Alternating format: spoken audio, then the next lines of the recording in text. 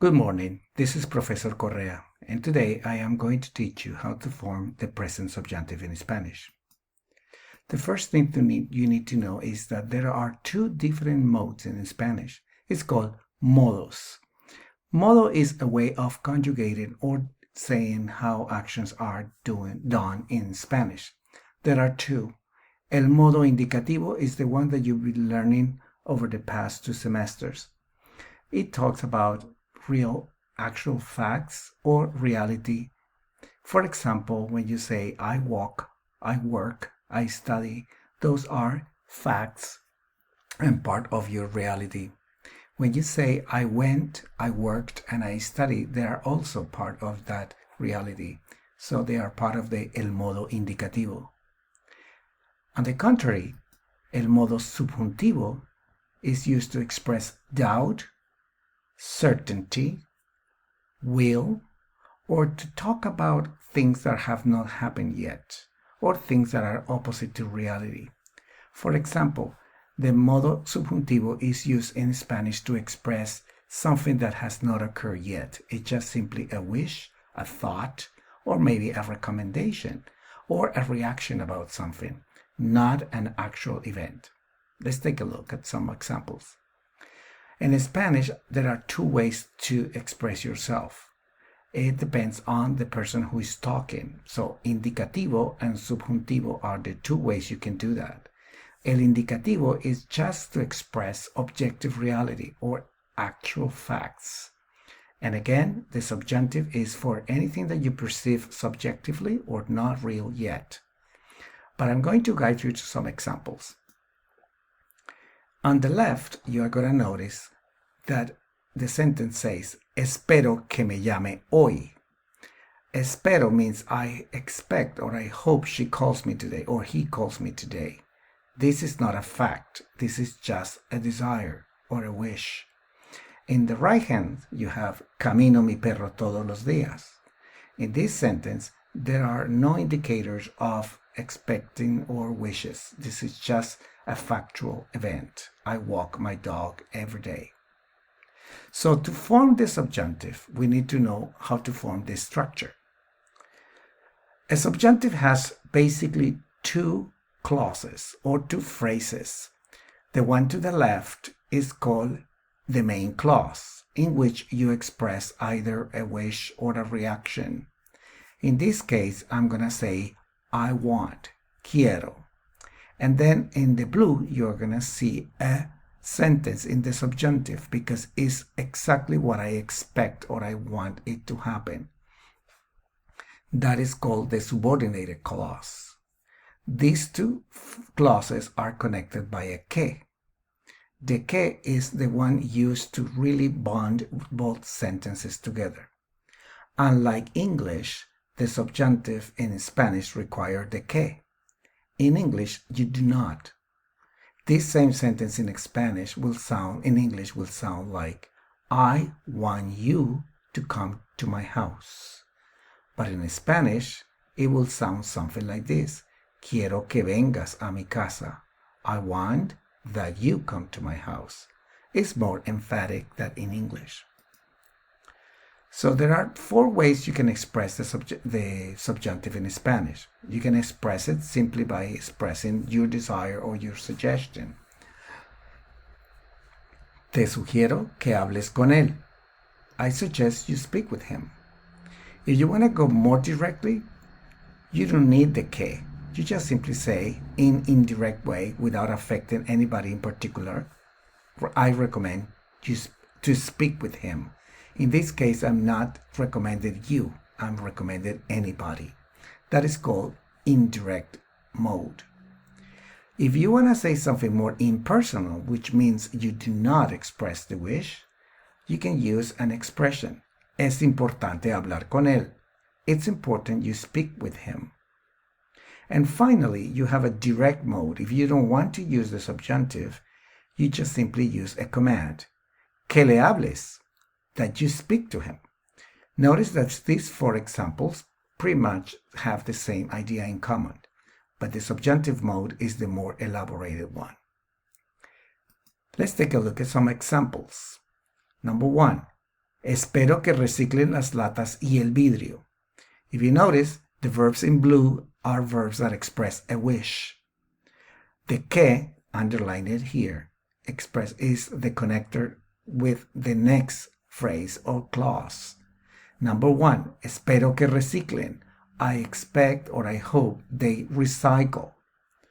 The verb recycle is in red here because it had to be changed to the subjunctive mode. The verb in blue, because it's stated before the que, does not change. It's a regular present tense. But the verb in red must be changed to the subjunctive conjugation. So are the other examples.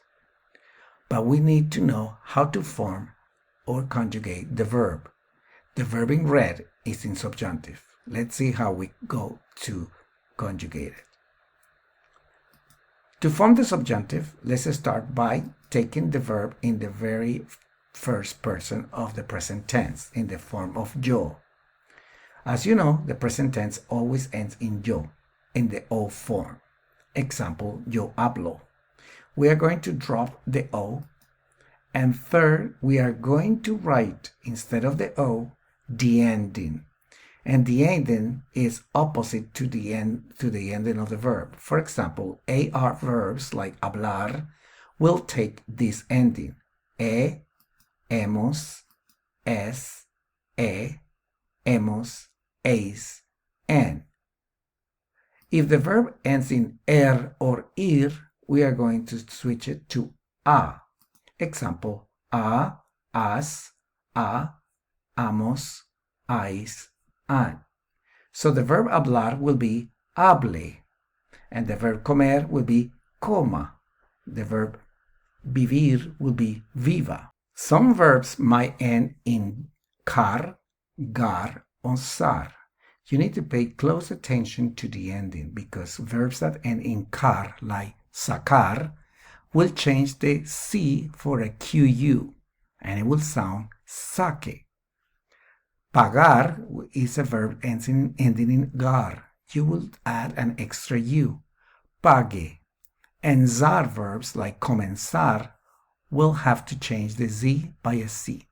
These are not only phonetically better, but they are grammatically and orthographically better to write it this way. Saque, pague, comience. You have more verbs in the following list that I'm going to navigate you through. So, as a summary, our verbs will take the opposite letter, hablar, hable. Verbs will take a, comer, coma, and ir verbs will also take a, viva. We might have all these verbs in the first person that might change or be in irregular form. Maintain that irregularity. If you notice in this list, we have the present indicative in the yo form with an ending O, and then the subjunctive stem, we are going to use the same one as the present tense, regardless if it is irregular. And you are just going to add the opposite letter. Let's review a little bit the stem changing verbs. So some stem changing verbs in the present tense have a little bit of a change, but except in the nosotros and vosotros form. So let's take a look at what do you do with those verbs. For example, jugar, juegue, because you say juego. So you maintain that stem changing form. Juegues, juegue. But in the subjunctive, if you notice, no change for vosotros either. And you go back to the stem changing form in the ustedes form. Pensar.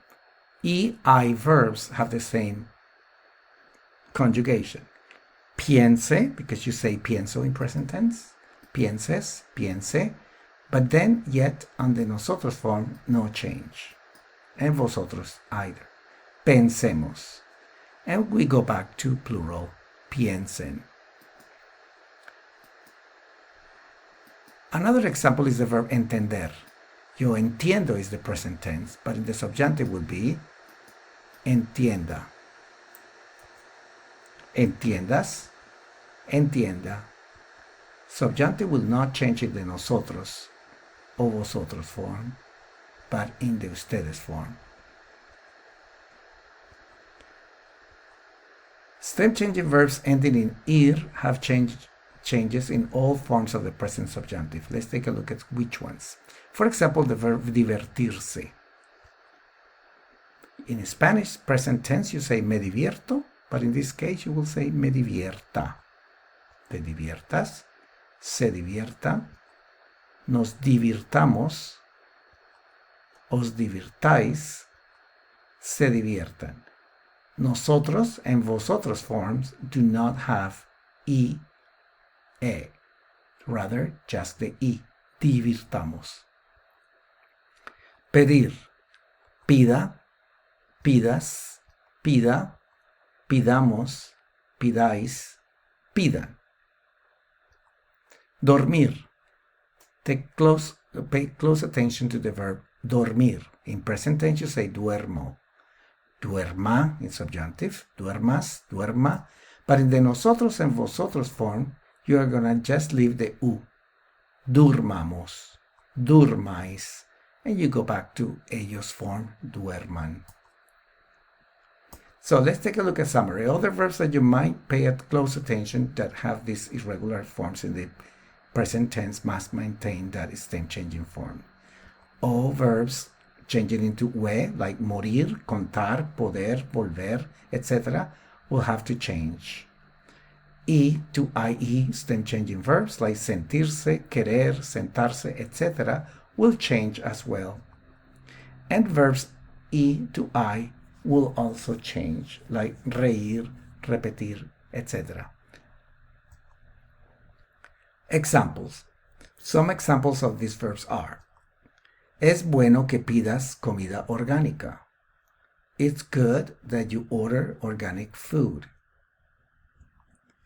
Queremos que se diviertan. We hope they have fun.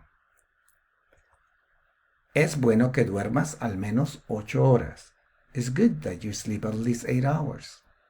The verbs in red are in the subjunctive. There is a connector que, but in the very first part of the sentence is present tense. El perro quiere que juegues con él. Necesito que busques un libro en la biblioteca. In these two examples, there is a subject wanting something from someone else. The dog wants you to play with him. And in the second one, I need you to look for a book at the library. Two different subjects, two different verbs. The verb after the que is the one in the subjunctive. What happens if you don't have two subjects or you don't want to advise anybody to do anything? If you don't advise anybody in particular, you just simply avoid using the que. Example, yo recomiendo ir. There's no specific person I am recommending. I'm just saying I recommend to go. Es importante estudiar. I'm not saying this to anybody in particular. So, let's remember, the subjunctive has to have a verb before the que in the main clause of either emotion, persuasion, doubt, or a command. You need, every time you see any of these elements in the very main clause you want to express, the verb after the que should be changed to subjunctive. If you do not want to use a sentence specifically to address to someone, you can use impersonal expressions such as it's important, it's necessary, or it's good. Here are some examples of expressions you can use. Aconsejo, deseo, te mando, necesito, quiero, recomiendo, te ruego, te sugiero, te pido, o es importante, es necesario, or ojalá. These are expressions that express volition or will. And this is the very first part of studying the subjunctive. How to use these expressions to express certain. Let's summarize what we have learned so far regarding the subjunctive. So here is a quick summary of what you need. What do we need to form a subjunctive sentence in the subjunctive, we need a special verb in the main clause. As we just reviewed, the verb could be a persuasion, doubt, denial, or a reaction.